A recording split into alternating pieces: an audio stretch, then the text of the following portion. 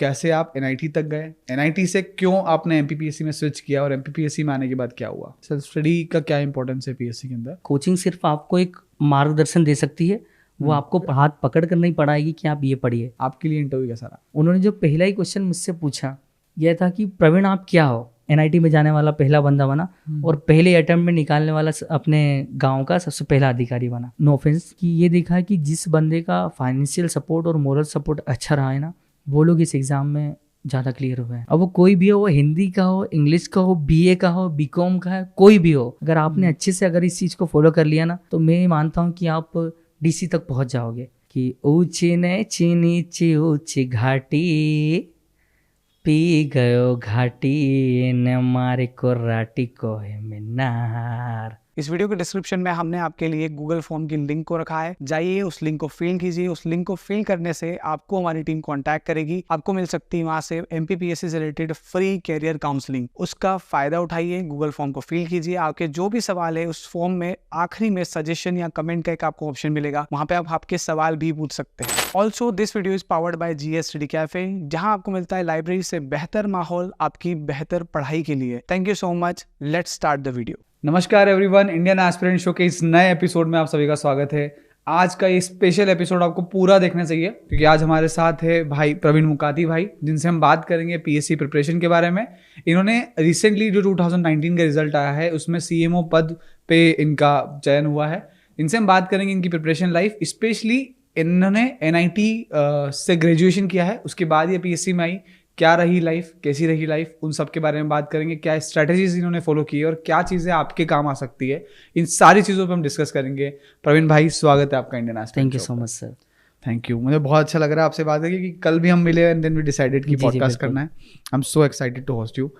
क्या कहानी है आपकी, मतलब कैसे आप एनआईटी तक गए, एनआईटी से क्यों आपने एमपीपीएससी में स्विच किया और एमपीपीएससी में आने के बाद क्या हुआ? सर, जो सबसे पहला मेरा एनआईटी ज्वाइन करने का जो पर्पस था वो था मेरा बैचलर्स। जो कि मुझे पहले से पता था कि मुझे सिविल सर्विसेज की प्रिपरेशन कर रहा है, इसलिए मैंने एनआईटी के लिए सबसे पहले जो एग्ज़ाम दी थी वो थी जोसा के द्वारा कंडक्ट कराई जाती थी, वो थी जेईई की एग्ज़ाम। ठीक है। जिसमें हम लोगों ने bachelor of urban and rural planning को चूज़ किया था। उसके थ्रू हम लोगों ने फर्स्ट ईयर से फाइनल ईयर तक हमेशा से हम लोगों ने सीएमओ के बारे में बहुत पढ़ा था। जब भी हम मास्टर प्लान या कोई डेवलपमेंट प्लान या कोई विलेज प्लान कुछ भी बनाते थे, उससे हम अपने सीएमओ के सामने प्रेजेंट करते थे। पर क्या पता था कि जर्नी ऐसी रहेगी कि सीधा वहाँ हम लोग जाके हमारा जो डेस्टिनेशन है वो सीएमओ पे ख़त्म होगा। और सर, मैं कहीं ना कहीं कहना चाहूँगा कि ये जो मेरी पोस्ट है ये मेरी ड्रीम पोस्ट पे था, जिसे मैंने अपने जो प्रेफरेंस में था उसे हमने सेकेंड पोस्ट पे रखा था और आज मैं सीएमओ के पद पर चयन हो चुका हूँ। Very nice. मतलब सीएमओ का ड्रीम पोस्ट मानना, मतलब मैंने अब तक मैं इतने सारे एस्पिरेंट से और टॉपर से मिला हूँ, मैक्सिमम लोगों का जो ड्रीम पोस्ट होता है वो होता है डेप्यूटी कलेक्टर, डीएसपी। जी। सीएमओ के बारे में for the very first time सुन रहा हूँ कि सीएमओ मेरा ड्रीम पोस्ट था। जी सर। आपकी ग्रेजुएशन लाइफ के बारे में पहले बात करते हैं। जी बिल्कुल। कॉलेज, मतलब कल हम बात कर रहे थे नितेश भाई के साथ में, एक पॉडकास्ट हुआ जी, जहाँ पे हमने बात किया कि ऐसे एस्पिरेंट जो बीए बीकॉम कर लेते हैं 12th के बाद में और कॉलेजेस नहीं जाते हैं, सीधे प्रिपरेशन में लग जाते हैं, वो बहुत सारी एक दुनिया छोड़ देते हैं, बहुत सारी चीज़ें वो नहीं सीख पाते क्योंकि कॉलेज आपको ग्रूम करता है, आपकी पर्सनालिटी डेवलप करने में हेल्प करता है, आपको एक प्लान बी भी देता है कि लेट्स से अगर आप एमपीपीएससी में नहीं हुए होते तो आपके पास में आपका जो ग्रेजुएशन हुआ है एनआईटी से, आप उसको कहीं ना कहीं यूज़ करके कुछ कहीं ना कहीं जॉब आप ले सकते थे। जी। इसके ऊपर आपके क्या व्यूज़ है, पहले वो डिस्कस करते हैं, फिर आपकी कॉलेज लाइफ आप बताइए। सर, इसका मेरा ओपिनियन ये है कि अगर आप बीए या बीएससी चूज़ कर रहे हो तो आप पहले ही अपने विजन्स क्लियर रखो। अगर आपका विजन स्टार्टिंग से अगर क्लियर रहा ना कि हम बीएससी क्यों कर रहे हैं या बीए क्यों कर रहे हैं, तो आप कोई भी नहीं रोक सकता आपको कि आपका जो एम है उसे क्रॉस करने से कोई ना रोक सकेगा। तो आप पहले ही अपने विजन्स क्लियर रखो तो बेहतर रहेगा, क्योंकि मैंने ऐसा ही किया था कि मुझे जेईई करना है, उसके बाद जेईई के बाद मुझे प्लानिंग करना है, प्लानिंग के बाद मुझे पीएससी की प्रिपरेशन करना था। तो मेरे जो विजन्स थे स्टार्टिंग से क्लियर थे, क्योंकि मुझे ऐसा लगता था कि मैंने सब कुछ पहली बार में किया। पहली बार प्री निकाला, पहली बार मेंस निकाला, पहली बार इंटरव्यू निकाला। ये मेरी स्ट्रेटजीज जो थी वो एकदम प्रॉपर इम्प्लीमेंट हुई थी। तो मैं अपने विजन्स को एकदम एक्यूरेट लेकर चल रहा था कि हाँ मुझे ये करना है, मतलब ये मुझे करना है। क्योंकि स्टार्टिंग से सर अगर आपने ठान लिया है ना तो आप उसे कर ही लोगे। एमपीपीएससी प्रिपरेशन की लाइफ के बारे में बताइए, कैसे किया तैयारी, क्या क्या हुआ इस प्रिपरेशन फेज में? जी, सबसे पहले मैं 2018 में मेरा ग्रेजुएशन ख़त्म हुआ। और फिर कुछ दोस्त थे मेरे साथ में, जो हम लोग साथ में प्रिपरेशन करते थे कॉलेज टाइम पर। तो हम लोग सब साथ में यहाँ आए। मैंने यहाँ एक कोचिंग इंस्टीट्यूट ज्वाइन किया, जहाँ पर 6 महीने पढ़ने के बाद मुझे लगा कि खुद से प्रिपरेशन करना बेस्ट रहेगा। तो मुझे बस सिर्फ एक सहारे की ज़रूरत थी, जो कि एक कोचिंग ने मुझे प्रोवाइड किया कि आपको ऐसे से चलना है, ये चीज़ें फॉलो करना है। तो वो चीज़ मेरी क्लियर होती गई। फिर धीरे धीरे मैं मतलब इस फील्ड में मतलब जानने लगा कि ये है क्या। और पहला प्री मैंने दिया था 2019 में। और वो अब कैसा है ये मुझे पता नहीं कैसे निकला, पर बहुत अच्छे से निकल गया वो मेरा। मतलब नॉर्मल से मैंने प्रिपरेशन करी थी 50% और 50% के साथ वो निकल गया। अब मुझे टाइम मिला था कोविड में। अब कोविड मेरे लिए सबसे पॉजिटिव पोटेंशियल रहा, इसको लेकर मैं सबसे आगे बढ़ा। जब कोविड का फेज था तो अब हो गई थी बीच में हॉलीडेज़। अब हॉलीडेज़ के टाइम पे मैंने सोचा कि अब यह मौका है, अब बाजी मारना पड़ेगी। तो उस टाइम पढ़ना स्टार्ट किया था मैंने। और उस जो टाइम के बीच में जो पढ़ाई करी थी उसमें पता चल गया था कि हाँ, अपनी पोस्ट तो पक्की है, बस पोस्ट में अच्छा क्या चाहिए उस चीज़ को बस हम लोग को प्रूव करना था कि हाँ अच्छा चाहिए अब। तो उस टाइम पे हमने प्रिपरेशन स्टार्ट करी। और सबसे पहले हम लोगों ने ऑनलाइन कोचिंग्स ज्वाइन करी थी, जिसमें टेस्ट वगैरह दिए। फिर जितने भी टेस्ट सीरीज थी, जैसे मैंने एक कोचिंग ज्वाइन करी थी, इसका क्रेडिट मैं मोस्टली देता हूँ चेतन मीणा सर को, जिन्होंने मेरा बहुत हेल्प किया है। तो उसमें मैंने अपनी टेस्ट सीरीज कम से कम 50 टेस्ट दिए थे, जिसमें मुझे लग गया था कि मैं कर सकता हूँ। और फिर धीरे धीरे से हम लोग की प्रोसेस होती गई। कुछ लोग भी मिले जो मेरी प्रिपरेशन में बहुत हेल्पफुल रहे थे। जो कुछ मैं अब बी वाला एक बी वाले को ही समझ सकता है, उस तरीके से मुझे कुछ बी वाले मिले जिन लोगों ने मेरा साथ दिया। हमेशा मेरे साथ हमेशा 1:30 से 2 बजे तक पढ़ते थे साथ में। और पहली बार थे जब वो कोई लाइब्रेरी मैंने ज्वाइन करी थी। पहले लाइब्रेरी का कभी मैंने नाम नहीं सुना था। मैं एकांत में रहता था, अपनी जगह थी, मैं तेजाजी नगर में रहता था। मैं आता था वहाँ से हेलमेट लगा कर आता था ताकि कोई मुझे पहचान ना सके। वहाँ से अकेले आता था, अकेला रहता था, अपने काम करके वापस चले आता था। ये मेरी पूरी जर्नी रही। और लास्ट में 19 में आके मैंने अपना जो भी एक्स्ट्रा करिकुलर था उसको 19 को निकलने के बाद मैंने सब कुछ स्टार्ट किया। और मैं आज आपके सामने जैसे ही बोल रहा हूँ, ये कहीं ना कहीं मेरा कॉन्फिडेंस है कि मुझे यहाँ तक लेकर आया कि आपसे बात करूँ और आपके सामने अपनी जो फीलिंग्स है उन्हें एक्सप्रेस करूँ। सेल्फ स्टडी के बारे में बताइए। सेल्फ स्टडी का क्या इंपॉर्टेंस है पीएससी के अंदर? कई सारे एस्पिरेंट ऐसे हैं जो कोशिश सोचते हैं कि सिर्फ कोचिंग जाने से सिलेक्शन हो जाएगा, कुछ ऐसे हैं जो बोलते हैं सिर्फ सेल्फ स्टडी से सिलेक्शन हो जाएगा। सेल्फ स्टडी के ऊपर आपके क्या व्यूज़ है, कैसे करना चाहिए किसी एस्पिरेंट को? पहले मैं सर कोचिंग का बताना चाहूँगा। तो आप 30-70 का रेशियो मान सकते हो कि 30% कोचिंग, 70% सेल्फ स्टडी। तो इसमें ऐसा रहेगा कि कोचिंग सिर्फ आपको एक मार्गदर्शन दे सकती है, वो आपको पढ़ाकर हाथ पकड़ कर नहीं पढ़ाएगी कि आप ये पढ़िए। पढ़ना हमें ही है, एट लास्ट हमें ही पढ़ना है पूरा। तो ये 30% वो दे देगी, अपने नोट्स प्रोवाइड कर देगी, वो आपको गाइडलाइन प्रोवाइड कर देगी कि आपको ऐसे पढ़ना है। पर 70% जो रहेगा वो हमें इम्प्लीमेंट करना है कि हम कैसे कर पा रहे हैं। अब जैसे मैं अपना बताना चाहूँगा, जब मैं मेंस के कोई भी क्वेश्चंस लिखता था तो मैं हमेशा करंट अफेयर्स की कुछ लाइंस रट कर रखता था, जिससे मुझे SDG के गोल्स याद थे। या फिर मुझे पता है कि 2070 तक हमें 0 एमिशन मतलब कार्बन एमिशन कम करना है। तो ऐसे कुछ कुछ जो टैगलाइंस रहती थी, जैसे हमारे PM जो बोलते थे टैगलाइंस, उन टैगलाइंस को भी अटैच करके मैं अपने मेंस की कॉपी में लिखता था, ताकि वो एक अलग सा पॉइंट ऑफ व्यू क्रिएट करे। क्योंकि चेकर को सब कुछ अगर एक जैसा ही दिखा तो वो कहीं ना कहीं नंबर सबको नॉर्मल देगा, पर अगर हमने कुछ अलग डाल दिया तो वो हमारा जो कॉपी है उसका जो मार्क्स थे वो एड ऑन हो जाएगा कहीं ना कहीं। तो ये सबसे बेस्ट रहा कि मुझे एड ऑन करने का बहुत शौक था कि करंट अफेयर सेट कर दो। मतलब हर चीज़ में 19 में मैंने सबसे ज़्यादा ये मतलब यूज़ किया। फिर इसके बाद मेरे दोस्त भी मुझसे पूछने लगे कि कैसे करते हैं। तो फिर इसके बाद हम धीरे धीरे मतलब हर चीज़ से थोड़ा थोड़ा लेकर मैं हमेशा मतलब याद रखता था कि PM मोदी क्या बोल रहे हैं, कैसा बोल रहे हैं। तो उनके बारे में पूरा का पूरा देखता रहता था और उन टैगलाइंस को लिख लेता था और उन्हें हमेशा अपने क्वेश्चंस में ऐड करता था। जैसे कि एग्जांपल आपको बताना चाहूँगा कि जैसे फार्मर्स की इनकम के बारे में होगा कि 2022 तक उस टाइम पर डबल करना थी। तो अब एग्रीकल्चर से रिलेटेड कोई भी क्वेश्चन आता था ना तो मैं उसमें एड ऑन करता था, उसे ऐड कर देता था कि हाँ कुछ भी हो। जैसे उन्होंने टेक्नोलॉजी की बात करी है तो मैं लास्ट में लिख देता था कि रिसेंटली हमारे जो प्राइम मिनिस्टर है वो भी इसी इनिशिएटिव पे फोकस कर रहे हैं और हमारी इनकम को इसके थ्रू डबल करना चाहते हैं। तो कहीं ना कहीं वो रिलेट होता था। तो जो चेकर होते हैं ना उनके माइंड के ऊपर कहीं ना कहीं एक अलग सा दबाव डालते हैं कि हाँ बच्चे ने कुछ अलग लिखा है, वो कुछ अलग बता रहा है, तो ये कहीं ना कहीं बेस्ट रहा मेरे लिए। Nice, wonderful insight. प्रीलिम्स को लेकर आपकी अप्रोच क्या थी? प्रीलिम्स कैसे क्रैक हुआ? क्या लगता है आपको, क्या चीज़ें आपने सही की है?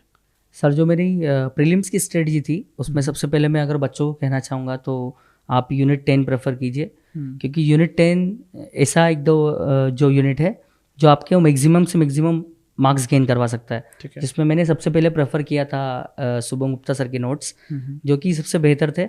उस टाइम पर हम लोग ये करते थे कि जो भी वाइस चेयरमैन या चेयरमैन्स रहते थे उन लोगों को अपडेट करते जाते थे, बाकी जो स्टैटिक पार्ट है वो स्टैटिक पार्ट तो एज इट इज़ रहेगा। पर रिसेंटली जो भी अगर न्यूज़ कोई जैसे इलेक्शन कमीशन होगा, इलेक्शन कमीशन में अभी रिसेंटली चेंजेस आए हैं कुछ कुछ की कमिटीज़ को अपॉइंट कर दिया गया है, तो इस टाइप की जो चीज़ें होती थी उन्हें हम एड ऑन करते थे। फिर इसके बाद अगर हम देखा जाए तो जो स्टैटिक पार्ट में ज्योग्राफी हो गई, पॉलिटी हो गई, हिस्ट्री हो गई, तो ज्योग्राफी के लिए हम लोग जो बुक्स प्रेफर करते थे उसमें महेश बर्णवाल सर की जो बुक है वो बुक सबसे बेहतर है, क्योंकि उसमें जो बेसिक कॉन्सेप्ट्स है आपके वो क्लियर हो जाएंगे। अब उसमें ना बीए वाले को कोई प्रॉब्लम आने वाली, ना बीएससी वाले को, ना बीई वाले को, सभी के लिए समान है। वो सर ने ऐसे कॉन्सेप्ट बनाए कि सभी को आसानी से समझ में आ जाए, ये होगा। फिर हिस्ट्री के लिए जो हम प्रेफर करते थे उसमें जो आपने बुक देखी होगी स्पेक्ट्रम, अब स्पेक्ट्रम पूरी पढ़ने के लिए नहीं बोलूँगा मैं, स्पेक्ट्रम के हर चीज़ चैप्टर के बाद में ग्लोसरीज आती थी, वो ग्लोसरीज को आप एक बार देख लो कि उसमें की पॉइंट्स क्या क्या है। जैसे वीडियो रेमेडीज एक्ट हो गया, वो कब आया उसका सन देख लिया आपने, या फिर ट्राइबल मूवमेंट, पीजेंट मूवमेंट्स ये कब कब हुए, या कौन कौन उसमें लीडर्स रहे, इन चीज़ को आप देख लीजिए तो ये बेहतर रहेगा। फिर पॉलिटी के लिए हम बात करेंगे, लक्ष्मीकांत जो पॉलिटी की बुक है उसकी बात करेंगे, तो लक्ष्मीकांत सबसे बेहतर सोर्स रहा मेरे लिए पॉलिटी के लिए। अगर आपने एक बार पढ़ ली है, 2 बार पढ़ लिया, 3 बार पढ़ ली, वो बुक ऐसी है कि आप उसको इनफाइनाइट टाइम भी पढ़ोगे ना वो आपके लिए नहीं रहेगी, हमेशा नई सी लगेगी वो। तो उस बुक को आप प्रेफर कीजिए। अगर आपके पास टाइम कम हो तो आप कोई शॉर्ट नोट प्रेफर कर सकते हो, पर अगर आपके पास टाइम है ना तो आप उसको बिल्कुल पढ़िए, क्योंकि बहुत बेहतर बुक है वो। उससे जैसे एक क्वेश्चन मैं आपके साथ शेयर करना चाहूँगा, मुझसे पूछा गया था कि फंक्शंस ऑफ प्राइम मिनिस्टर्स, ऐसा क्वेश्चन आया था 19 में, तो उसमें मैंने अब लक्ष्मीकांत से मैंने कुछ की पॉइंट्स पढ़े थे। जैसे एक फिलोसोफर थे, पॉलिटिकल फिलोसोफर, जिन्होंने प्राइम मिनिस्टर को इंटरस्टेलर लूना माइनर्स ऐसी उपाधि दी गई थी, जिसमें बोला गया था कि हजारों तारों के बीच में एक चांद। अब इस तरीके से आप किसी मेंस के आंसर राइटिंग के क्वेश्चन को लिखते हो कि according to this prime minister refer as interstellar lunar miners, then उसकी आप पावर्स जो भी है वो फॉलोइंग वो आप लिखना स्टार्ट करते हो। तो आपका जो चेकर का माइंडसेट रहेगा ना वो एकदम अलग सा हो जाएगा कि ये क्या लिखा है। या फिर आप इसकी जगह एक वर्ड और यूज़ किया था मैंने, प्राइमस इंटर पेरस, मतलब सब में सबसे आगे, तो पीएम सब में सबसे आगे होता है। तो ये उस बुक में लिखा है लक्ष्मीकांत में। तो ऐसी चीज़ें हम फ्रेंच वर्ड को यूज़ करके मैंने जब स्टार्ट किया था तो ये कहीं ना कहीं मुझे एकदम कॉन्फिडेंट फील करवाती थी कि मैंने कुछ अलग किया है। अब ये हर बार ये भी मतलब किस्मत पे है कि हर बार आपका ऐसी चीज़ें लिखना अगर आपके मार्क्स गेन करवाता है तो बेहतर है, पर कहीं ना कहीं आपको ये सब प्रेफर करना चाहिए, क्योंकि ये आपके जो चक्षु है ना जो वो खोल देगा आपका, और सोचने का जो पॉइंट ऑफ व्यू है ना वो मल्टीपल पॉइंट ऑफ व्यू से मतलब आप देखने लगोगे चीज़ों को। तो ये कहीं ना कहीं मैं भी ये किसी बच्चे को बताता था ना तो उसे लगता था कि हाँ ये तो कुछ अलग है, ये था। और फिर इसके बाद जैसे हम प्रीलिम्स के लिए करंट की बात करेंगे तो करंट के लिए मैंने स्पीडी बुक प्रेफर करी थी। स्पीडी के स्टार्टिंग के 60 पेजेस या 70 पेजेस होते हैं, जिसमें अपॉइंटमेंट्स होती है या फिर किसका क्या अभी चेयरमैन बना है, कौन वाइस चेयरमैन बना है, ये सब चीज़ें हम लोग वहाँ से कवर कर सकते हैं। और बेसिक्स जो ओलंपिक्स हुए या किसी मेडल्स कितने हुए, ये सब हम लोग को टोटल्स कितने मिले हैं ये सब देखना है हम लोग को। ठीक है। फिर उसके बाद हम लोग बात करेंगे साइंस की, इंसाइक्लोपीडिया जो कि सबसे बेहतर बुक है, जो हिंदी में भी मिल सकती है, इंग्लिश में भी मिल सकती है। वो आपको मेंस में भी काम आएगी, प्रीलिम्स में भी काम आएगी। तो वो कहीं ना कहीं एक बेहतर सोच रहा मेरा साइंस और टेक को लेकर। अब उसमें ये नहीं रहेगा कि आप अगर बीए वाले को किसी को प्रॉब्लम है, बीएससी वाले को, तो उन दोनों के लिए भी वो बुक एकदम बेहतर सोर्स का काम करेगी। आप उसको आसानी से समझ सकते हो और आसानी से कर सकते हो। और अगर आपको नहीं समझ में आता है तो आप खान सर को देख सकते हो। खान सर आपके बेसिक्स एकदम क्लियर कर देंगे। देन उसके बाद उस बुक को प्रेफर कर लीजिए आप, तो आपके जो भी बेसिक्स है ना वो सारे क्लियर हो जाएंगे। तो आपको मैं अगर पेपर 3 के लिए भी बोलोगे तो मैं इंसाइक्लोपीडिया प्रेफर करने के लिए बोलूँगा, और प्रीलिम्स के लिए तो है ही। तो ये प्रीलिम्स का ऐसा स्ट्रेटजी था मेरा कि थोड़ा थोड़ा सभी से लिया मैंने, ठीक है, किसी एक को नहीं दिया, थोड़ा थोड़ा सबसे लिया, और वो आके मेरा आज देखो आपके सामने में बैठा, और मेरा 2023 का जो प्रीलिम्स है वो आज क्लियर हो रहा है सब। Nice, wonderful. What's your approach for the mains? Mains में आपने कैसे अप्रोच किया, कैसे किया? क्योंकि 2 बार तीसरी बार आप मेंस लिखने जा रहे हो, जी क्या अप्रोच रहा है? सर, जो सबसे पहले हम बात करेंगे पेपर 1 की पार्ट है हिस्ट्री। अब हिस्ट्री मैंने स्टार्ट किया था तमिलनाडु एनसीईआरटी। ठीक है, इंग्लिश मीडियम वाले के लिए बताना चाहूँगा, तमिलनाडु एनसीईआरटी सबसे बेस्ट सोर्स है। ओके, वो ऐसी बुक है जिसके अंदर आपको 3 मार्कर, 5 मार्कर, 11 मार्कर भी मिलेंगे। उस बुक में पहले से दिया हुआ है एज इट इज़। अब आपकी किस्मत अच्छी रही तो वो सीधा आ सकते हैं आपके एग्ज़ाम में, तो आप बेहतर तरीके से लिख सकते हो। वहाँ पर आंसर जो फॉर्मेटिंग होती है ना, उसी टाइप से वो पूरे के पूरे चैप्टर्स एक्सप्लेन किए गए हैं। ओके, तो आप एंशियंट, मिडाइवल और मॉडर्न तीनों आप वहाँ से पढ़ सकते हो। और कुछ टॉपिक्स है तो स्पेक्ट्रम के, वो भी पूरी स्पेक्ट्रम नहीं, उसमें भी स्पेक्ट्रम के लास्ट पेजेस है, स्पेक्ट्रम के लास्ट पेजेस है जिसमें पूरी समरी दी है, वो समरीज आप पढ़ो। राइट, समरीज में सीधा अभी परसों के ही एक पेपर में आया था कि impact of British rural in Indian economy. अब वो सीधा सीधा क्वेश्चन आप वहाँ की समरी में देखोगे ना, तो आपको समरी में मिल जाएगा कि हाँ ये क्वेश्चन आया है। राइट, हम लोगों ने डिस्कस किया था तो हम लोग को लगा कि हाँ ये तो सीधा ही आया है। तो कहीं ना कहीं सिर्फ Tamil Nadu NCERT and spectrum enough for history, हाँ, फुल हिस्ट्री Okay. पूरा का पूरा ये सब काफ़ी है इसके लिए। अब उसमें एमपी का हिस्ट्री है, एमपी का हिस्ट्री आपको पढ़ना पड़ेगा। मैंने जो पढ़ा था तो वो आकार से पढ़ा था, हिंदी में पढ़ता था, उसको इंग्लिश में कर देते हैं। हाँ, क्योंकि हम लोग को इतना भी इंग्लिश हाईफाई नहीं लिखना है, नॉर्मल सा इंग्लिश लिखना है कि सामने वाले को समझ में आ जाए। हाँ, तो वैसा बेसिक सा, और कुछ कुछ वोकेब पे ज़्यादा फोकस रहता था कि वोकेब्स आपको ज़्यादा से ज़्यादा याद होना चाहिए। जिससे मैं एक 3A वाला कॉन्सेप्ट यूज़ करना चाहूँगा, जिसमें मैं हमेशा बोलता था कि अवेलेबिलिटी, एक्सेसिबिलिटी एंड अफोर्डेबिलिटी। अब हेल्थ का कोई भी क्वेश्चन आता था कि हेल्थ की मेजर प्रॉब्लम क्या है इंडिया के पर्सपेक्टिव में, तो मैं हमेशा 3A को प्रेफर करता था कि अवेलेबिलिटी मतलब सर्विसेज की कमी, एक्सेसिबिलिटी मतलब सर्विसेज वहाँ जा नहीं पा रही, अफोर्डेबिलिटी वो सर्विसेज को अफोर्ड नहीं कर पा रहे। तो ये 3A का कॉन्सेप्ट जो था वो कहीं ना कहीं बेहतर था। तो मैंने ऐसा 3A से लगा के 3Z तक के वर्ड मैंने अपने बना कर रखे थे। अब कोई भी क्वेश्चन आए तो मैं उन वोकेब्स को यूज़ करता था। अब हर पेपर जो होता था, हर आदमी अलग अलग चेक करता है, उसे चेकर्स अलग अलग होते हैं, तो मैं उन्हीं वर्ड्स को वहीं में घुमाता था। हाँ, ताकि ये मेरा कॉन्फिडेंट इससे ही बिल्टअप हुआ कि मैं वोकेब से याद रखता था। अब ये 3A तो ठीक था, मैंने 6 से भी याद किया था, 6B भी याद किया था, 6D भी याद किया था। ये इसलिए क्योंकि मैं अगर किसी चीज़ में अगर मगअप हो जाता हूँ तो मैं उसे उठाकर डाल देता था कि हाँ 3D होगा, डिसेंट्रलाइजेशन, डिफिशियंसी, डेवलपमेंट। अब 3 चीज़ ली मैंने और उसे डाल दिया और अपना क्वेश्चन फ्रेम कर लिया। मैं ऐसा करता था। और जैसे कोई प्री मेंस का कोई भी क्वेश्चन हिस्ट्री का रहता था तो मैं ज़्यादा से ज़्यादा यही कोशिश करता था कि किसी ऑथर का नाम डालूँ। जैसे हम लोग अशोक का कोई क्वेश्चन लिखते हैं, अशोक एम्पायर का, ठीक है, तो मैं हमेशा रोमिला थापर जी को यूज़ करता था कि according to Romila Thapar's point of view the Ashoka described is, फिर मैं अपना जो भी था वो आंसर स्टार्ट करता था। वो लास्ट में कुछ वर्ड्स ऐसे याद रखता था कि उनकी जो पर्सनैलिटी को मैच करे। जैसे अशोक हुए द ग्रेट एम्पायर, तो उनके जो कुछ कुछ वर्ड्स होते थे कि सॉलिट्यूड उनमें था, या फिर जो भी मतलब उनका एडमिनिस्ट्रेशन अच्छा था, या जो भी उनका क्वालिटीज था, हाँ, उन क्वालिटीज़ को लास्ट में कंक्लूड कर देता था। अब बीच का जो है वो मेरा पढ़ा हुआ पार्ट है, और ऊपर का और लास्ट का पार्ट है वो मेरा अपना जो एड ऑन वाली चीज़ है वो एड ऑन थी। तो ऐसे करके मतलब सारे के सारे मैंने हिस्ट्री और हिस्ट्री के एमपी की हिस्ट्री और इंडियन हिस्ट्री के क्वेश्चंस को सोल्व किया था। अब इसमें फिर पार्ट 2 देखेंगे हम लोग, ज्योग्राफी। तो मैं सिर्फ सिंगल बुक बोलूँगा आपको कि महेश बर्णवाल को आप प्रेफर करिए, क्योंकि आपको कोई भी सिंगल क्वेश्चन भी मतलब आपको ऐसा नहीं लगेगा कि वहाँ से बाहर आया। मैंने एक क्वेश्चन देखा था अलाबुंद करके, तो वो ज्योग्राफी का क्वेश्चन था, तो वो क्वेश्चन सीधा आया था उठकर MPPSC के 2018 या 17 में आया था। तो उस चीज़ से मेरा दिमाग उसी के लिए चलेगा कि इसी बुक को प्रेफर करूँगा, यही बुक मेरा आगे जाकर एकदम मुझे नर्चर कर सकती है। तो कहीं ना कहीं मैं उसी बुक को प्रेफर करता था, एक ही बुक प्रेफर करी और एक ही से पढ़कर मैंने आगे तक का ये पेपर 1 पूरा कंप्लीट किया। और GIS GPS जैसी बात है, पार्ट 2 में ही है ज्योग्राफी में।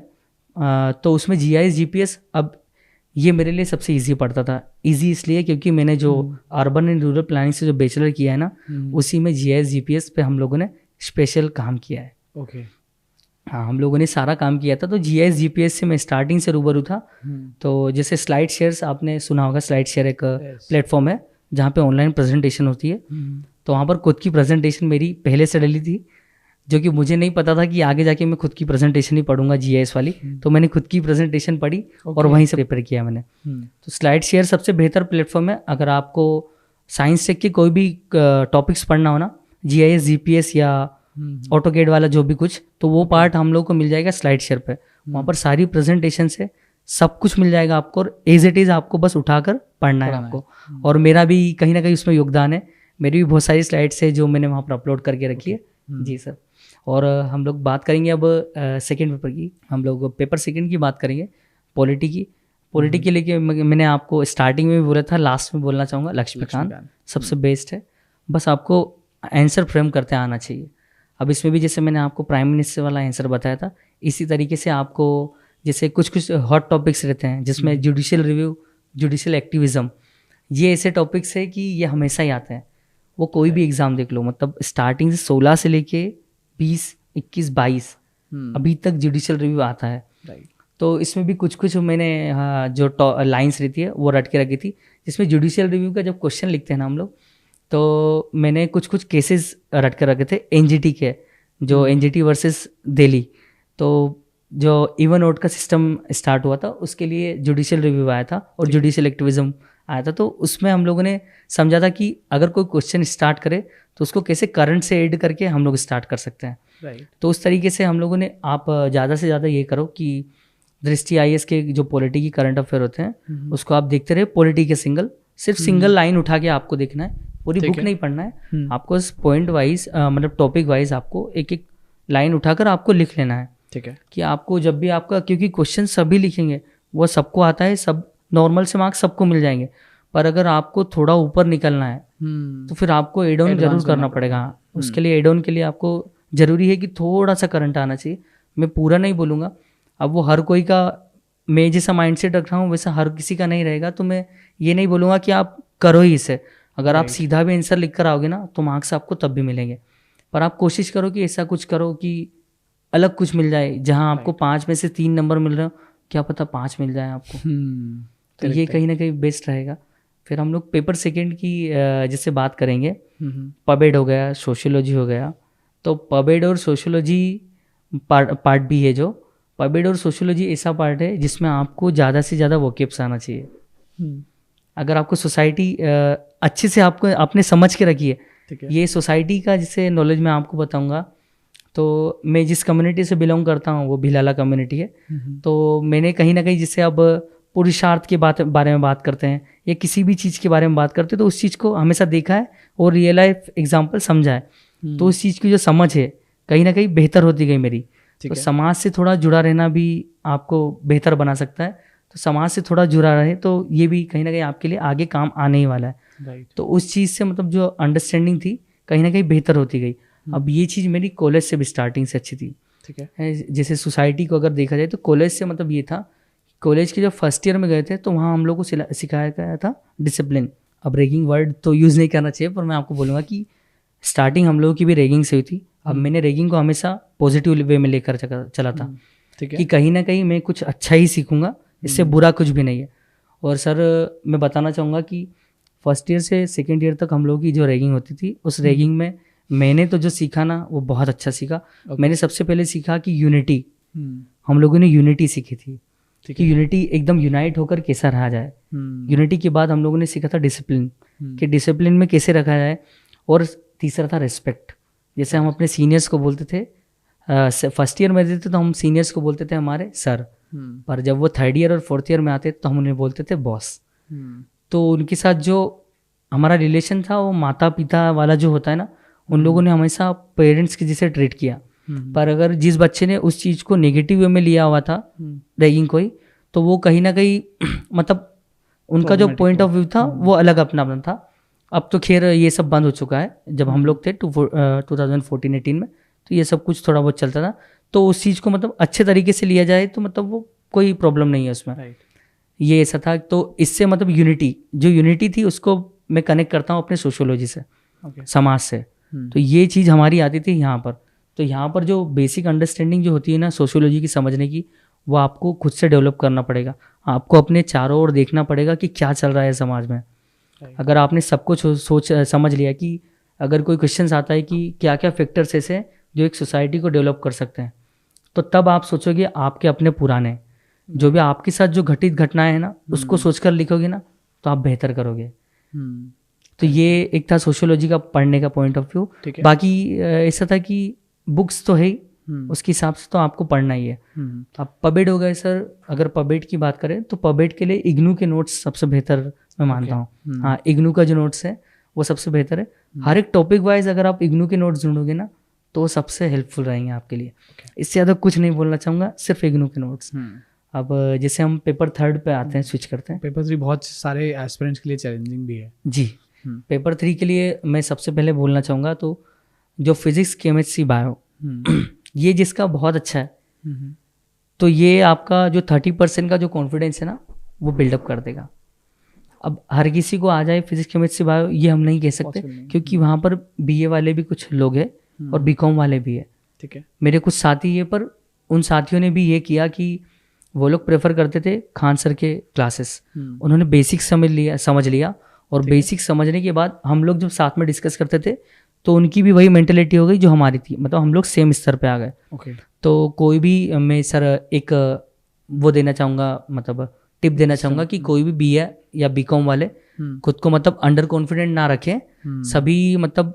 सभी समान हो जाते हैं। अगर आपने बेसिक्स क्लियर कर लिया ना, तो आप सब कुछ कर लोगे। जैसे कल क्वेश्चन आया था कि एनर्जी की यूनिट और वर्क की यूनिट जूल होती है। अब उसमें सिर्फ इतना पूछा है आपको कि ट्रू या फॉल्स, तो आपको सीधा ट्रू बोलना है, क्योंकि ये बेसिक्स था। तो आपको सीधा जहाँ पर ट्रू लिखने पे 3 नंबर मिल रहे हैं, तो आपके लिए ये बेहतर ही है ना। तो ऐसे ही सर फिर जैसे मैंने प्रीलिम्स में बताया था कि encyclopedia, physics, chemistry, bio, Hindi medium और इंग्लिश मीडियम दोनों के लिए सबसे बेहतर जो सोर्स रहेगा उसका काम करेगा, फिजिक्स, केमिस्ट्री, बायो के लिए। अब उसमें थोड़ा सा आईसीटी भी है, पर आईसीटी हम लोग जो टॉपिक्स है ना मेंस में, वो कहीं ना कहीं बुक्स से अलग है। तो हम लोग आईसीटी के लिए सिर्फ थोड़ा सा अलग से जाना पड़ेगा। और जो हाइजीन और डिसीजेज है, ये वाला जो टॉपिक है, वो आपको इंसाइक्लोपीडिया में ही एज इट इज मिल जाएगा। आपको कोई अलग से प्रिपरेशन नहीं करना पड़ेगी। और एग्रीकल्चर और टेक्नोलॉजी वाला पार्ट, जिसके लिए हर कोचिंग के लिए सब लोग ढूंढते रहते हैं कि कुछ ना कुछ नया मिल जाए, वो भी चीज़ उसमें दी हुई है। पेस्टिसाइड्स से लेके इंसेक्टिसाइड्स और कितने टाइप की फार्मिंग है। आप ट्रक फार्मिंग देख लो, नेचुरल फार्मिंग देख लो, कोऑपरेटिव फार्मिंग देख लो, हर टाइप की फार्मिंग है वो आपको वहाँ पर मिल जाएगी। तो आप प्रेफर करिए कि इंसाइक्लोपीडिया को प्रेफर करें। उसके साथ साथ कुछ नोट्स रहेंगे, जैसे मैथ्स रहा, तो मैथ्स का आपको 9-10th की प्रोबेबिलिटी पढ़ लीजिए आप, नंबर्स के बाद नंबर सिस्टम पढ़ लीजिए, प्रॉफिट एंड लॉस पढ़ लीजिए, और फिर जो मीन मोड मीडियन वाला जो पार्ट है, उस पार्ट को आप क्लास 11-12 से बेसिक्स जो क्वेश्चन है वो कर लीजिए। अब वो दोनों के लिए है, बीए हो, बीकॉम है, बीएससी हो या फिर बीटेक वाला, सभी लोगों के लिए समान वाला जो रिसोर्सेज है वो अवेलेबल हो जाएंगे। इसके बाद पेपर 4 देन एथिक्स। जी, पेपर 4 सर सबसे पहले तो मैं बोलूँगा कि पेपर 4 में जब मैंने स्टार्टिंग करी थी ना, तो मैं डर गया था कि ये क्या है। अब ये चीज़ को कभी देखा नहीं था कि एथिक्स भी कुछ होता है कि हाँ ये सब भी पढ़ना है। पर कुछ लोग थे मेरे साथी, जिनमें मैं कुछ के नाम लेना चाहूँगा, अभिषेक चक्रवर्ती और अनिल कचनारे और राजेश चौहान। ये लोग ऐसे साथी थे जिन लोगों ने मुझे एथिक्स को पढ़ने में सबसे ज़्यादा हेल्प करी थी। तो मैंने सबसे पहले नोट्स जो प्रेफर करे थे वो आकार के करे थे, क्योंकि मुझे पढ़ना था पहले हिंदी में। अब एथिक्स ऐसा सब्जेक्ट है, आप जब अपनी मातृभाषा में नहीं समझोगे ना, तो आपको समझ नहीं आएगा। अब मैंने डिस्क्रिमिनेशन पढ़ा था कि हाँ डिस्क्रिमिनेशन ये होता है, पर हम लोग क्या सोचते हैं डिस्क्रिमिनेशन को, और वहाँ क्या दिया है डिस्क्रिमिनेशन को, इसमें बहुत फ़र्क है। हाँ, बाकी मैंने जिसे एक वर्ड और बोलना चाहूँगा, प्रीजुडाइज, पूर्वाग्रह, उसका जो हिंदी मीनिंग होता है। तो उस चीज़ को जब मैंने समझा था कि हाँ ये होता है पूर्वाग्रह, तो ये मेरे दोस्तों ने मुझे हिंदी में पहले समझाया, फिर मैंने उससे इंग्लिश में पढ़ा कि ये होता है। तो फिर मैं धीरे धीरे से जो मेरी अंडरस्टैंडिंग थी एक एथिक्स को लेके, वो धीरे धीरे मेरे दोस्तों ने ही बढ़ाई। उनके साथ रहकर, क्योंकि वो मुझसे पहले से प्रिपरेशन कर रहे थे, तो उन लोगों का जो स्टैंडर्ड था मेरे से ऊपर था, तो उन लोगों ने बहुत हेल्प करी मुझे एथिक्स में। और एथिक्स का ये था कि जो नोट्स अगर मैं बताना चाहूँगा तो शुभम गुप्ता सर के नोट्स सबसे बेस्ट। उनके नोट्स मैंने देखे, हिंदी इंग्लिश दोनों में थे। ठीक है। अब वो सबके लिए मतलब सभी को बोलूँगा कि वही प्रेफर करें अगर आप प्रेफर कर सकते हैं। बाकी तो नोट सही है। वो ऐसा है कि आपको 3 मार्कर से लेके 5 मार्कर 11 मार्कर लिखने में आपको हेल्पफुल हो जाएंगे। ओके। हाँ, तो वो नोट्स मुझे कहीं ना कहीं बहुत बेहतर लगे, तो उनसे मैंने पढ़ा था। Nice. अब एथिक्स ऐसा सब्जेक्ट है जिसमें आपके अगर इमोशनल इंटेलिजेंस जो आपका हो गया अगर वो बेहतर रहा ना तो आप हर चीज़ को खेल सकते हो। करेक्ट। अब ये ऐसा सब्जेक्ट था जहाँ मैंने करंट भी यूज़ किया था। अब यहाँ लोग यही पूछते थे कि एथिक्स में करंट कैसे यूज़ किया। अब जिसे मैं बताता हूँ आपको, एक परस्यूएसिव कम्युनिकेशन एक वर्ड होता है जिसमें हम अपनी बात को कैसे मनवाते हैं किसी सामने वाले से। तो इसमें मैं एग्जांपल जैसे स्टार्ट करता था कि मैं हमेशा इसमें अपने ऑनरेबल प्राइम मिनिस्टर को यूज़ करता था कि उनका था मन की बात प्रोग्राम, जैसे हम अभी कर रहे थे यही मन की बात जैसे होगा। आपसे बात कर रहा हूँ, यही भी एक परस्यूएसिव कम्युनिकेशन का ही पार्ट है। ओके। तो मन की बात में ऐसा था कि मन की बात में वो बताते थे कि अपने स्वच्छ भारत मिशन के बारे में। मतलब वो उनका परस्यूएसिव कम्युनिकेशन था कि वो टेक्निक्स का यूज़ करते थे और सामने वाले को जो सिटीजन्स होते हैं उन्हें कैसे अपनी बातों में लिया जाए, उन्हें कैसे उस चीज़ के पॉजिटिव इम्पैक्ट्स बताया जाए और उसको अपने फेवर में किया जाए। तो ये होता है परस्यूएसिव कम्युनिकेशन। तो ये कहीं ना कहीं मैं एग्जांपल्स में लिखता था कि रिसेंटली हमारे जो ऑनरेबल प्राइम मिनिस्टर है उन्होंने मन की बात प्रोग्राम को यूज़ करके जो हमारे लोगों के माइंडसेट थे उन्हें एक पॉजिटिव माइंडसेट में बदलने का प्रयास किया। जिसे हमारे यहाँ का अगर देखा जाए स्वच्छ भारत मिशन में एक एग्जांपल मैं बताना चाहूँगा आपको, इंदौर म्युनिसिपल कॉरपोरेशन वाला। तो ये एक गुड बिहेवियर का एग्जांपल है। ये केस स्टडी एक गुड बिहेवियर की है। मतलब इसमें जो माइंडसेट था लोगों का बैड बिहेवियर से गुड बिहेवियर में आया। मतलब पहले लोग जो कूड़ा फेंकते थे वो खाली रोड पर फेंकते थे, पर वो कन्वर्ट हुआ कैसे, परस्यूएसिव कम्युनिकेशन के थ्रू लोगों को बताने से कि आप कूड़ा मत यहाँ डालिए, यहाँ कचरा मत कीजिए, इससे ये होगा, इससे ये बीमारी हो सकती है। ये है पार्ट परस्यूएसिव कम्युनिकेशन का। तो ये कहीं ना कहीं गुड बिहेवियर बैड बिहेवियर से गुड बिहेवियर की ओर आपको ले गया। तो एग्जाम्पल होते थे, तो ऐसे एग्जाम्पल्स को भी एथिक्स में डाला जाता था। तो ये देखो कि आप भी सोचोगे कि ऐसा मतलब अगर कोई लिखा जाएगा किसी आंसर्स को तो कितना बेहतर दिखेगा वो। करेक्ट है। तो ऐसे बहुत सारे ऐसे एग्जाम्पल्स है। इमोशनल इंटेलिजेंस में भी मैं उन्हीं को यूज़ करता था। मतलब जो कोई बड़ा फिलोसोफर जो होता था ना तो उसको, अब हमारा एक कोटेशन आपने भी देखा होगा कि उसमें education is the most powerful weapon in the world. Right. तो ये चीज़ हम लोगों को जैसे सुनने में लग रही है ना, तो ये हमारा परस्यूएसिव कम्युनिकेशन है। मैं आपको ये बोलकर बता रहा हूँ तो आपके मन में भी कुछ ना कुछ अलग सा एक माइंडसेट बन रहा होगा या थॉट बन रहा होगा। तो यही इसी को मैं परस्यूएसिव कम्युनिकेशन मानता हूँ। उसमें भी कहीं ना कहीं टेक्निक्स पढ़ी थी मैंने, foot in the door, door in the face. मतलब पहले हम लोग को छोटी मतलब किसी से रिक्वेस्ट करो, फिर छोटी रिक्वेस्ट अगर मान लेता है तो डोर इन द फेस में जाओ, उससे बड़ी रिक्वेस्ट करो। तो ये मतलब ऐसी टेक्निक्स थी परस्यूएसिव कम्युनिकेशन की। तो यही इन चीज़ों को मैं यूज़ करके अपना पेपर 4 कंप्लीट किया था। नाइस। अब सर सबसे डिफ़िकल्ट और सबसे बेहतरीन वाला जो एक्सपीरियंस है अब बताना चाहूँगा आपको मैं, पेपर 5th और paper 6th। Okay. Paper 5th जब मैंने स्टार्टिंग में दिया था तो सबसे पहला टेस्ट देने गया था मैं, अपना FLT चल रहा था।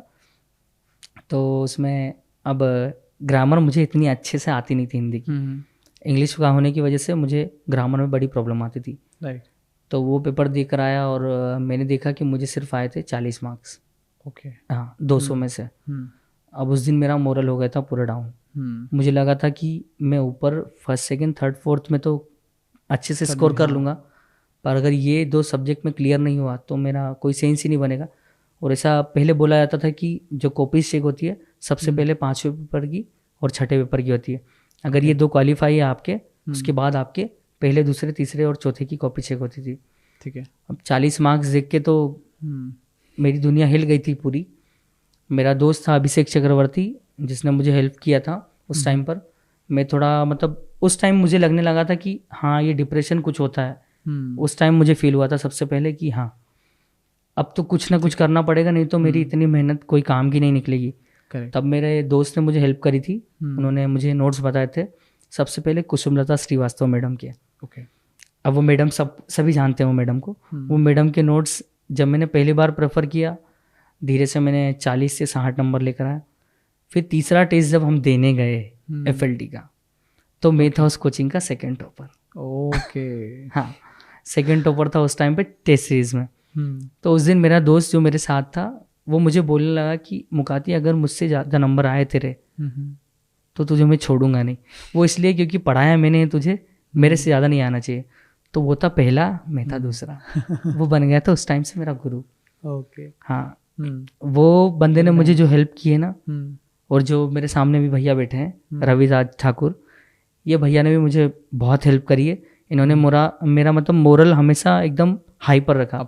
इन्होंने रोटी बनाकर खिलाई मुझे, सब्जी बनाकर खिलाई है। तो ये भैया को मैं हर जगह कहीं भी जाता हूँ ना, मैं हमेशा साथ लेकर चलता हूँ कि आप मेरे साथ चलिए, आपकी वजह से जो मुझे मिला है वो मैं ही जानता हूँ, और मैं ही आपको आगे जाकर आप भी इसी चीज़ में जल्दी से आओ, मैं आपको हेल्प करूँगा। तो ऐसा मेरा मोटिव रहता है कि हाँ ऐसे ही करते जाना है करके। फिर पेपर 6 था। अब पेपर 5 तो था ही था डिफिकल्ट मेरे लिए, पेपर 6 तो उससे भी बड़ा वाला डिफिकल्ट था मेरे लिए, ऐसे लिखना। वहाँ तो हम ग्रामर रटकर लिख सकते थे, अब ऐसे में मैं रटकर लिख दूँ ये आसान नहीं था। यहाँ मुझे अपने जो दिमाग है उसे खोलना ही पड़ेगा। तो इसके लिए मैंने क्या किया, जैसे मैंने कुछ टैगलाइंस रटी थी। मैंने दृष्टि IAS के उद्धरण जो कोटेशंस होते हैं ना, वो बुक्स में पीछे दिए हुए हैं उस बुक के, तो वो सारी लिस्ट थी, उसको फाड़ ली। और जो हॉट टॉपिक्स थे, जैसे संस्कृति हो गई, एजुकेशन हो गया, महिला हो गए, या कोई भी मतलब इंडस्ट्री से रिलेटेड या साइंस से रिलेटेड कोई भी टॉपिक से रहता था, उनके 4 से 5 कोटेशंस याद कर लेता था। और वो कोटेशंस ऐसे याद करता था कि वो उसके हमारे इंट्रो में भी यूज़ कर लें, उसके लाभ हानि में भी यूज़ कर लें, उसके निष्कर्ष में भी यूज़ कर लें, उसके उपाय में भी यूज़ कर लें, उसके सुझाव में भी यूज़ कर लें। अब इंग्लिश मीडियम वाले को मैं यही बोलना चाहूँगा कि आप ऐसे ही करिए कि हर एक के जो भी ऐसे है ना, उसके कम से कम टॉपिक्स के 4 से 5 ऐसे मतलब वो याद रखे कोटेशंस, कि आपको वहाँ लिखे तो आपको कोई दिक्कत नहीं आए। और कुछ ऐसे कॉमन कोटेशन रखना चाहिए जिससे मतलब आपको मतलब कोई भी ऐसे आ जाए तो आप उसमें यूज़ कर सके। जैसे मैंने डेवलपमेंट के लिए यूज़ कर चुका था, मैं एक भगत सिंह जी द्वारा दिया गया था कि हर डेवलपमेंट में रूढ़िवादिता आएगी, मतलब ऑर्थोडॉक्सिज्म इन्वर्सली प्रोपोर्शनल है किसके, डेवलपमेंट के। हाँ, तो वो जहाँ भी ऑर्थोडॉक्सिज्म होगा वहाँ पर डेवलपमेंट कम होगा। तो ये मैंने चीज़ रट के रखी थी कि हाँ ये एक वो है कोटेशन, इसको याद रखना है। अब वो क्वेश्चन कोई भी पूछे, अब वो संस्कृति का पूछे या एजुकेशन का पूछे या हेल्थ का पूछे या विज्ञान का पूछे, कोई भी टॉपिक पूछेंगे तो मैं ये कोटेशन को डालूंगा। तो ऐसे कुछ कोटेशन थे जिनको मैं यूज़ करता था। अब हानि हो गई तो मैं हानि में हमेशा एक वर्ड लिखता था कोटेशन में संस्कृत का, अति सर्वत्र वर्ज्यते, मतलब जहाँ भी ज़्यादा होगा वो ज़्यादा मतलब अच्छा नहीं होगा। तो इस चीज़ को मैं लिखता था कि अब जैसे कोई क्वेश्चन लिख रहा है एजुकेशन वाला, तो एजुकेशन में भी अगर मैं लिख देता था कि अति सर्वत्र वर्ज्यते, मतलब कोई लाभ या हानि कोई भी टॉपिक रहता था उससे रिलेट करके लिखता था उसको, कि हाँ इसको मैं रिलेट कर लेता हूँ इससे, तो ताकि मेरा जो कुछ संस्कृत का पार्ट है वो भी मैं वहाँ पर डाल दूंगा। तो ऐसे ही करके मैंने, ये सब मेरी स्ट्रेटेजी थी, ये मुझे सर ने बताई थी 2016-17 में के बेचेस वाले कृष्णकांत पुरोहित सर। ओके। हाँ, जो कि अभी DSP है। तो उन्होंने मुझे ये सब बताया था कि ऐसे से आप स्टार्ट करना। वो मेरे कॉलेज के सीनियर थे, मेरे मैनेट के। तो उन्होंने मुझे ये सब बताया था कि आप पंक्तियाँ रट लो और ऐसे से स्टार्ट कर देना। और बोले अगर कुछ भी नहीं आता हो तो सबसे पहले, जैसे एक ऐसे मैं आपसे शेयर करना चाहूँगा, जब 19 में मैंने ऐसे दिया था तो एक डिसिप्लिन सुशासन वाला एक क्वेश्चन आया था कि डिसिप्लिन के ऊपर हम लोग को ऐसे लिखना था। अब मुझे जल्दी से क्लिक नहीं हो रहा था, इसको मैं फ्रेमवर्क कैसे बनाऊँ। तो मैंने सबसे पहले क्या किया कि मैंने जैसे ये डिसिप्लिन दिखा वर्ड मुझे, तो मैंने याद किया DU और GNU। ओके। उस टाइम पे चल रहा था ये सब, DU GNU का सबसे ज़्यादा हॉट टॉपिक था। तो उसको मैंने कनेक्ट किया कि हाल ही में हुई GNU और DU की घटना जिसने देश को झंझोर कर रख दिया। अब ऐसे स्टार्ट किया तो फिर तो क्या, अपने अंदर से जो हिंदी वाले वर्ड्स थे वो आने लगे। तो मैंने सोच लिया था कि हाँ मैंने करंट से स्टार्ट कर दिया इस चीज़ को, अब मैं इसको लास्ट तक लेकर वैसे ही जाऊँगा। और मैंने हर एक पेज के, सर जैसे 10 पेज का पहला टॉपिक होता है ना हिंदी का, जैसे ऐसे का 10 पेज को अलग अलग पार्ट में डिवाइड करके रखा था कि ये पेज में ये लिखूंगा, ये पेज में ये लिखूंगा, ये पेज में ये लिखूंगा। ठीक है। तो इससे मैंने पूरे 10 पेज डिवाइड करके रखे थे। और फिर मैंने वैसे पीछे हर एक पेज बनाकर लिख दिया कि हाँ यहाँ आकर मुझे रुकना है। राइट। तो मैंने स्टार्टिंग तो सोच रही थी कि JNU DSC स्टार्ट करी, अब यही था कि इसको लास्ट में कनेक्ट करना है मुझे, क्योंकि ये सब बोला जाता था। अब ये मुझे भी नहीं पता कि ऐसा रियलिटी में होता है या नहीं, कि चेक करते हैं तो पहला वाला पेज अच्छे से देखा जाता है और लास्ट वाला देखा जाता है। अब ये सही है नहीं, ये मुझे भी नहीं पता, हाँ। पर हाँ ऐसा मिथ था। तो मैंने भी उस मिथ को उस टाइम मान लिया कि अब कुछ नहीं से कुछ ही सही। तो मैंने उसको वहाँ से कनेक्ट किया और उसी को कनेक्ट करते करते लास्ट में आया कि जैसा कि मैंने आपको बताया था JNU DU की घटना, तो ऐसे करके कनेक्ट किया और लास्ट में उसका कंक्लूड कर दिया मैंने। तो वो ऐसा लग रहा था कि मैं पूरा उस चीज़ से कनेक्ट हूँ लास्ट तक। तो ये मेरी स्ट्रेटजी थी पूरी पेपर 1 से लेके पेपर 6 तक की। एंड आई फील कि आपने बहुत डिटेल्ड में समझाया है कि क्या क्या आपको पढ़ना है, कैसे पढ़ना है। और जो चीज़ मैंने आपसे सीखा है ना, आई फील हर एस्पिरेंट ने सीखा होगा ये कि सिर्फ किताब पढ़ना जरूरी नहीं है, हर एक पेपर में आपकी एक स्मार्ट अप्रोच वहाँ पे दिखाई दे रही है। जी बिल्कुल, दैट्स वंडरफुल स्ट्रैटेजी। इंटरव्यू के बारे में बात करते हैं। इंटरव्यू कैसे क्रैक किया, क्या हुआ? इंटरव्यू के बारे में हम ज़्यादा डिटेल में इसलिए बात करते हैं क्योंकि मेंस सबके लिए सेम है, प्रीलिम सबके लिए सेम है, इंटरव्यू सबके लिए अलग है। वहाँ पे सबसे अलग क्वेश्चन पूछे जाएंगे, सबको एक अलग माहौल है, कोई डर सकता है, कोई खुश हो सकता है। आपके लिए इंटरव्यू कैसा रहा?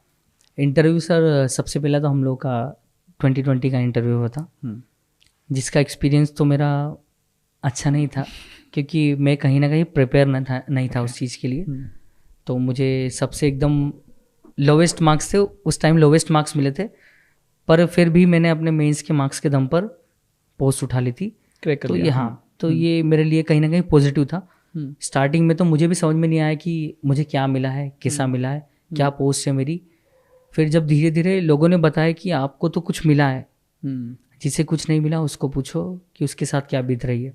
राइट। तो फिर खुद को मैंने ऐसा मोल्ड किया कि हाँ अपने पास कुछ है, उसको आप एक्सेप्ट करिए। और आप जो खुशी थी, मेरी खुशी नहीं आई थी 2020 में, तो उसको मैंने धीरे धीरे बढ़ाना स्टार्ट किया कि नहीं प्रवीण, जो तुम्हारे पास है वो बेस्ट है। क्योंकि लाखों में आप हजारों में आए, हजारों में आप सैकड़ों, 500 में, हाँ सैकड़ों में आए, तो ये कहीं ना कहीं आपके लिए बहुत बड़ी अपॉर्चुनिटी है, इसे मिस नहीं करना चाहिए। उस टाइम तो मैं सेलिब्रेट नहीं कर पाया था। फिर अब मैं 19 का एक्सपीरियंस बताता हूँ। मेरे साथ कुछ दोस्त थे मेरे, जिसमें एक भैया है मेरे साथ सिलेक्ट है, CMO बने हैं वो भी, रविकांत मगर थे। अब वो भैया मुझसे मिले थे 2023 में मिले थे, 19 की जब हम प्रिपरेशन कर रहे थे। तो हम लोगों ने साथ में स्टार्ट किया था पढ़ना। हमने इंटरव्यू साथ में स्टार्ट किया, सेम पोस्ट भरी और सेम पोस्ट पे दोनों सिलेक्ट हो गए। हाँ, तो ये ऐसा एक्सपीरियंस था। और फिर उसके बाद जो मेरा इंटरव्यू का एक्सपीरियंस था, मेरे इंटरव्यू में सबसे पहले आपको हॉबी बताना चाहूँगा कि हॉबी मेरी क्या थी। हॉबी मेरा था लोकगीत गाना, जिसमें मैं निमाड़ी के गीत गाता था, निमाड़ के सारे गीत, और सिंगाजी के गीत गाता था। तो जो मेरी स्टार्टिंग हुई थी जो इंटरव्यू की, वो हुई थी, मेरा नाम से स्टार्ट हुआ था कि प्रवीण आपका नाम क्या है। तो मैंने अपना नाम बताया, रोल नंबर बताया। सर ने मुझसे पूछा, श्री चंद्रशेखर गायकवाड़ सर का बोर्ड था। तो उन्होंने मुझसे पूछा कि आपका नाम बताइए, आपका रोल नंबर बताइए। अब रोल नंबर में भी बड़ा एकदम सब लोगों ने मिथ बना दिया था कि रोल नंबर को 1,06,77 बोलना है आपको, मतलब 100 ऐसे नहीं बोलना है। तो यहाँ भी मैं कंफ्यूज था कि बोले तो बोले किसे, क्योंकि अब ये नहीं पता था कि किसका सही है और किसका गलत है। राइट। तो कुछ करके बोल दिया कि 1,06,77 मेरा सर जो रोल नंबर है, हाँ वो है। तो ठीक है, ये बोलने के बाद फिर उन्होंने पूछा कि अच्छा प्रवीण, उन्होंने जो पहला ही क्वेश्चन मुझसे पूछा यह था कि प्रवीण आप क्या हो। ओके। हाँ, आप क्या हो बोला। तो मैंने सोच के रखा था कि इसमें मैं थोड़ा तो खेलूँगा अपने दिमाग से। तो मैंने बोला कि मैं एक छात्र हूँ जो कि राज्य सेवा परीक्षा की प्रिपरेशन कर रहा हूँ, और मैंने अभी फ़िलहाल में राज्य सेवा परीक्षा में अधीनस्थ लेखा सेवा अधिकारी के पद पर चयन लिया है। तो उन्होंने बोला कि अच्छा, बोले आप ये हो। तो बोले एक कॉलेज के स्टूडेंट में और एक स्कूल के स्टूडेंट में क्या फ़र्क है। तो मैंने उन्हें बताया कि ये फ़र्क होता है ऐसा। फिर वो मेरे ग्रेजुएशन पे गए। मेरा ग्रेजुएशन था सबसे अलग। ये मैं मानता हूँ अभी तक bachelor of urban rural planning का कोई भी बच्चा यहाँ पर नहीं है। ओके। और वो भी NIT से अभी तक कोई नहीं था। तो ये मेरे लिए कहीं ना कहीं पॉजिटिव मुझे लग रहा था कि मैं पॉजिटिव हो जाऊँगा। तो वहाँ उन लोगों ने मुझसे पूछा कि ये अर्बन एंड रूरल प्लानिंग क्या है। तो मैंने फिर उन्हें समझाया कि अर्बन और रूरल के बारे में समझाया कि दोनों में अलग अलग डिफरेंस है। अर्बन का मतलब मैंने समझाया कि जिसकी 5000 से ऊपर पॉपुलेशन वो अर्बन, और जिसकी 5000 से नीचे पॉपुलेशन है वो रूरल। फिर मैंने बोले 2 और डिफरेंस बताइए, तो मैंने बताया कि जिसकी population 75% of male working population जो इंडस्ट्री में काम करती है वो होती है अर्बन की, और 75% जो मेल वर्किंग पॉपुलेशन जो एग्रीकल्चर में काम करती है वो होती है रूरल की। फिर उन्होंने बोला कि ये तो सबको पता है, अब तीसरा बताइए आप क्या है। फिर तीसरा मैंने बोला, मुझे भी याद था ये सब कुछ, मैं भी पढ़ के गया था। मैंने बोला सर डेंसिटी। मैंने कहा जो 400 पर्सन्स पर स्क्वायर किलोमीटर का जो एरिया होता है वो होता है, अगर ज़्यादा होता है तो वो होता है अर्बन का, कम होता है वो रूरल का। और यहाँ मुझे लगा मैं खेल गया, क्योंकि ऐसे डेफिनेशन बताना मतलब अपने आप में बड़ी बात थी, तो मैंने ये बताई उनको। फिर उन्होंने मुझसे पूरा के बारे में पूछा कि पूरा किसका कॉन्सेप्ट है। कि मैंने बोला सर हमारे ऑनरेबल प्रेसिडेंट का जो कॉन्सेप्ट था वो डॉक्टर APJ अब्दुल कलाम का। तो बोले पूरा का फुल फॉर्म बताइए। मैंने कहा providing urban rural amenities to rural areas. तो बोले अच्छा आपको पता था, उसका और नाम दूसरा बताइए। तो मैंने कहा श्याम प्रसाद मुखर्जी अर्बन मिशन वगैरह, ठीक है। अब ये बताने के बाद उन लोगों ने फिर उसके बाद मुझसे पूछा कि आपकी हॉबी क्या है। तो मैंने बताया कि सर निमाड़ी गीत गाना और सुनना। तो उन्होंने मुझसे बोला कि आप निमाड़ी गीत कौन कौन से गा सकते हैं। मैंने कहा सर मैं भीली में भी गा सकता हूँ, निमाड़ी प्रॉपर निमाड़ी में भी गा सकता हूँ, और जो अपने सिंगा जी के जो भगवान है उनके भी मैं गीत गा सकता हूँ। राइट। तो उन्होंने बोला कि सुनाइए। तो मैं आपको 2 पंक्ति सुनाना चाहूँगा। श्योर। जिसमें निमाड़ी गीत में मैंने गाया था कि एक गाना गाया था जो बहुत ही फेमस है हमारे यहाँ का, कि ऊंची नीची नीची ऊंची घाटी पी गयो घाटी न मारे को राटी को है मिनार। ऊंची नीची नीची ऊंची घाटी पी गयो घाटी ने मारे को राटी मिनार। मोटला मोटला लोग साथ पोसे एयरटेल फोन खींचे खोसे। हलू हलू हलू मिन्नहार मिन्नहार ए मिन्नहार। लहंगो थारो पेटो ने खींचा थारी बंडी पण मिस मालूम काय भाव 4 मंडी। तो ऐसा मैंने सुना है, तो उनको बहुत ही अच्छा लगा सर। फिर सर ने मुझे बोला कि ये प्रॉपर निमाड़ी है। तो मैंने बोला कि सर ये निमाड़ी और भीली का क्रक्स है। तो फिर सर ने मुझसे बोला कि आप प्रवीण हमें प्रॉपर निमाड़ी में सिंगा जी का गीत गा के सुनाइए। अब ये मेरा पोटेंशियल था, क्योंकि मैं निमाड़ी में तो एकदम मेरा फ्लो बहुत अच्छा है निमाड़ी में। अभी कुछ कुछ वर्ड भी ऐसे मैंने बोले हैं जहाँ पर मेरा निमाड़ी का एक्सेंट आ रहा है। अभी मैं बोल भी रहा हूँ तो अभी हाँ। तो उसमें मैंने सिंगा जी के गाने गाए। मैंने सबसे पहले हाथ जोड़े जय सिंगा जी महाराज, और फिर मैंने स्टार्ट किया कि सिंगा जी के गाने गाए। मैंने कहा कि रूप नहीं रेखा नहीं ना ही कोई कुल गोत रे, बिना देही को साहेब मारो झिलमिलासी थारी जोत रे। अर कोआ कां को धन खाए न कोयल कां की दे, मीठी वाणी बोली न तू जग भस्म करी ले। तो इतना जिसे मैंने गाया कि सर ने बोल दिया वाह बहुत बढ़िया गाते हो। हाँ, तो मैंने कहा जी सर धन्यवाद सर। अब ये मेरी जो हॉबी थी, ये मेरी हॉबी नहीं थी, ये तो हम लोग ऐसे ही मतलब नॉर्मल सुनते रहते थे। पर ये पता था कि हाँ खुद की भाषा में अगर गाओगे ना तो आपकी आवाज़ कहीं ना कहीं अच्छी आएगी। अब मुझे बॉलीवुड गाना गाने के लिए बोलेंगे तो मैं नहीं गा पाऊँगा, क्योंकि उसमें मेरा फ्लो नहीं है। अब मैं इसके बाद फिर ना मेरा दूसरा जो था जो हॉबी थी वो थी वारली पेंटिंग। हाँ, मुझे वारली पेंटिंग बहुत पसंद है। ठीक है। और फिर उसके बाद सर ने मुझे बोला, वहाँ दूसरे मेंबर थे, उन्होंने मुझे बुलाया कि आप 1 मिनट में वारली पेंटिंग बना के दिखाइए। तो मैं उठा, मुझे पेंसिल दी उन्होंने, छोटा सा कागज़ दिया, मैंने उन्हें पेंटिंग बना के बता दी। अब उसे एक्सप्लेन भी करने के लिए बोला, तो मैंने बोला कि ये वारली पेंटिंग सर महाराष्ट्र की पेंटिंग है, जो भील ट्राइब का एक सबसेट है, जो सब ट्राइब्स है हमारे महाराष्ट्र में। तो वही लोग मतलब वारली ट्राइब होती है, वारली ट्राइब इससे बनाती है। तो वो उसका बनाने का जो तरीका था, जिसमें हम ट्राइंगल्स, स्क्वायर्स और सर्कल्स इनका मोस्टली यूज़ करते हैं। और ये सर गेरू की जो लिपाई पुताई वाली जो दीवार होती है उस पर मतलब बनाया जाता है, चूने से बनाया जाता है। Okay. तो ये सब उन्हें बताया मैंने, तो वो कहीं ना कहीं इंटरेस्ट लेने लगे। तो मुझे भी लगा कि मेरा जो इंटरव्यू है कहीं ना कहीं पहले से तो बेहतर हो रहा है। मतलब मैं अपना एकदम बेहतर जो बोलते हैं वो तो नहीं दे पाया, पर जितना मैंने किया ना वो मुझे सेटिस्फेक्शन लगा कि हाँ मैं पहला जो जितना 20 में आया था उससे तो कहीं ना कहीं मेरे मार्क्स जो है वो आगे मतलब बढ़कर ही आएंगे।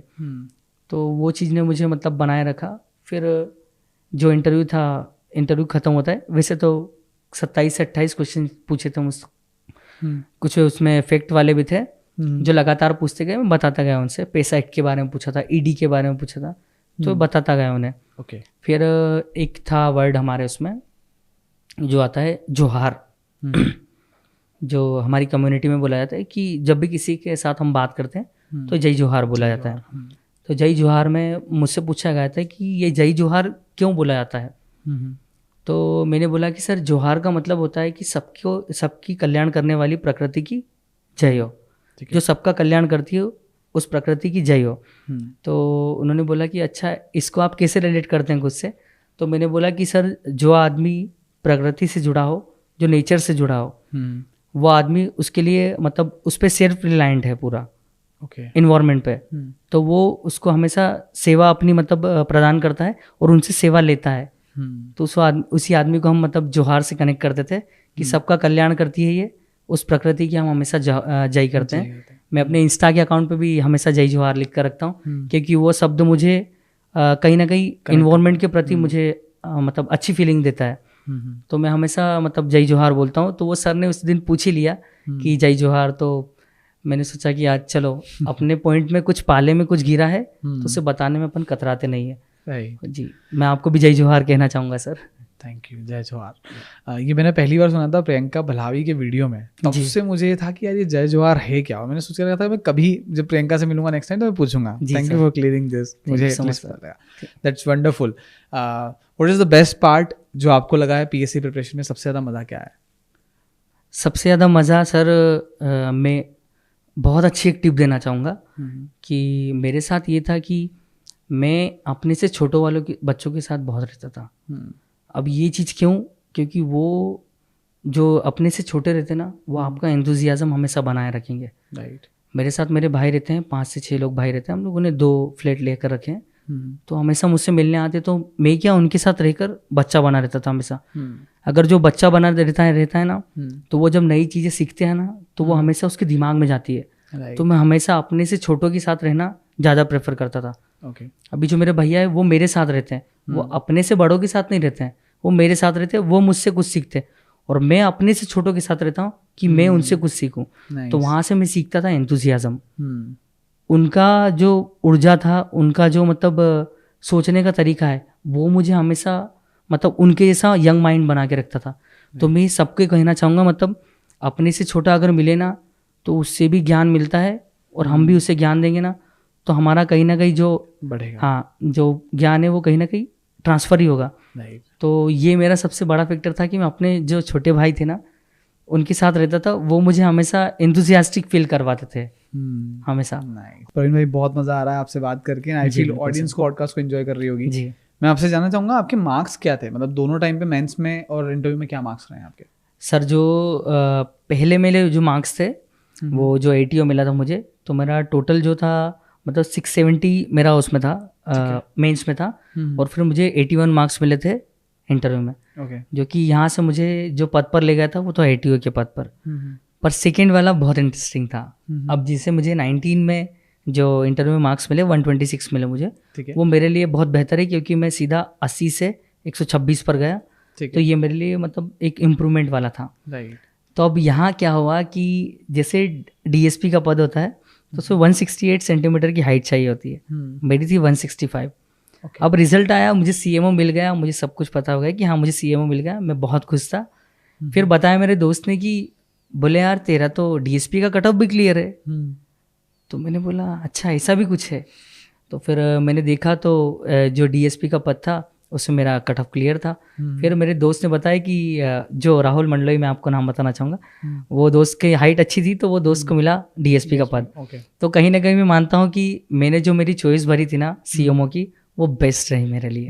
हाँ, तो मैंने मतलब हाँ, मैं उस स्तर तक भी चले गया कि मैं कॉम्पीट कर सकता हूँ, मुझे ये अंदर से एहसास हो गया कि मैं कॉम्पीट करने लायक हूँ। राइट। तो हाँ, तो ये कहीं ना कहीं मुझे एकदम अच्छी फीलिंग मेरे अंदर से आई। और सर दूसरा ये बताना चाहूँगा कि जो 19 का मेरा जो मेंस था वो कहीं ना कहीं हमारे आसपास के इलाके में मतलब पहला में होगा शायद से उस टाइम पे 20 का जो निकला था 20 में पहला था जो मेरे आसपास के एरिया में जो जिसने एग्ज़ाम क्रैक करी थी। ओके। मतलब मैं अपने गांव का सर पहला इंसान था जिसने इंग्लिश मीडियम में पढ़ाई करी थी। पिताजी मेरे टीचर हैं, अभी रिटायर्ड हो चुके हैं। तो पिताजी की वजह से सर हम लोग मेरे गांव से 10 किलोमीटर धर्मपुरी गांव है जो खुजामा, जो कि रानी रूपमती जी का जन्म स्थली है, तो वहाँ मैं पढ़ने आता था। तो वहाँ का मैं पहला इंग्लिश मीडियम का स्टूडेंट रहा और पहला अपने कॉलेज स्कूल से जेई की एग्ज़ाम क्रैक करने वाला बंदा बना था। Okay. हाँ, और ये कुछ कुछ जो पहली चीज़ें, एक तो इंग्लिश मीडियम वाला और पहला में जो बच्चा था जेई में, तो पहली बार में विदाउट एनी ड्रॉप मैंने पहली बार में क्रैक करी थी। और मैंने बीटेक ना लिया, मेरा आप पहले ही ये बता देना चाहता हूँ कि मेरा इंजीनियरिंग से कोई वास्ता नहीं है। मेरा जो सब्जेक्ट था वो बैचलर्स था, वो अर्बन रूरल प्लानिंग जो कि एनआईटी में होता है। वो जोसा के थ्रू एक मतलब हाँ एग्ज़ाम है, उसी के थ्रू होता है जी। तो पहला ये मतलब मैं एनआईटी में जाने वाला पहला बंदा बना और पहले अटेम्प्ट में निकालने वाला अपने गांव का सबसे पहला अधिकारी बना। मतलब हमारे आसपास कोई भी अधिकारी नहीं था। अब 19 में है, हमारे आइट साइड के कुछ लोग हैं, पर जो 20 में था और 20 में तो मैं पहला अधिकारी रहा अपने गांव का। तो ये कहीं ना कहीं मुझे प्राउड फील करवाता और अपने घर वालों को बहुत प्राउड फील करवाता है सर। नाइस। और जिस रीज़न से आप आते हो, जब वहाँ से कोई निकलता है तो और लोगों को मोटिवेशन मिलता है उसकी तैयारी करने के लिए। जी जी बिल्कुल सर। That's wonderful. बहुत मज़ा आया आपसे बात करके। So much sir. I am sure हम आगे भी कई सारी कॉन्वर्सेशन करते रहेंगे। जी बिल्कुल। Thank you so much for being on Indian aspirant show. सबसे इसके एंड करने के पहले आपका इंडियन एस्पिरेंट शो पे कैसा एक्सपीरियंस रहा है? सर जो मेरा एक्सपीरियंस इंडियन एस्पिरेंट शो से है, सबसे पहले तो मैं आपसे कल ही मिला था। पहले तो मुझे झिझक हुई थी कि डर लग रहा था कि मैं बातें कैसे करूँगा, क्या बात करूँगा, कभी ऐसे बैठा नहीं हूँ। पर आपने जब एकदम आपने फ्रेंड की तरह मुझसे बात करी तो मैं समझ गया था कि हाँ कोई अपने साथ का है, कोई अपने जैसा है। तो मुझे जो फीलिंग्स थी, सबसे पहले तो उसके लिए धन्यवाद कहना चाहूँगा आपको मैं। आपने मेरे अंदर की जो भी फीलिंग्स थी मैंने सब कुछ बता दिया आपको। मैं मतलब नॉर्मली बोलता हूँ, मेरी भाषा में थोड़ा मेरा निमाड़ी का एक्सेंट भी है, तो इसके लिए मैं पहले तो क्षमा चाहूँगा कि मैंने अगर कुछ गलत बताया हो तो उसके लिए माफ़ी चाहूँगा मैं। बाकी आपके यहाँ आकर मेरा जो अंदर का फीलिंग था वो सारा मतलब निकल चुका है। मतलब मुझे अब बहुत अच्छा लग रहा है। अगर किसी एस्पिरेंट ने इसको अच्छे से पॉडकास्ट को देखा है तो आप बेहतर कर सकते हो। बिल्कुल अब इसको देखिए, आप थोड़ी सी डिटेलिंग जो मैंने बताई है ना उसको एक बार अच्छे से देख लिया अगर आपने, तो आप खेल सकते हो आगे तक। अब वो कोई भी हो, वो हिंदी का हो, इंग्लिश का हो, बीए का हो, बीकॉम का है, कोई भी हो, अगर आपने अच्छे से अगर इस चीज़ को फॉलो कर लिया ना तो मैं मानता हूँ कि आप डीसी तक पहुँच जाओगे। अब मेरा तो वहाँ तक का सपना नहीं था, मेरा सीएमओ मुझे जो चाहिए था वो जो मिला और मैं बहुत खुश हूँ। मैं अपने आप को समझ रहा हूँ कि कलेक्टर से कम ना मानूँ तो ऐसा ही कुछ है मेरे साथ कि मैं सेटिस्फाइड हूँ। तो एक अपना मेंटल सेटिस्फेक्शन भी रखिए तो बढ़िया रहे।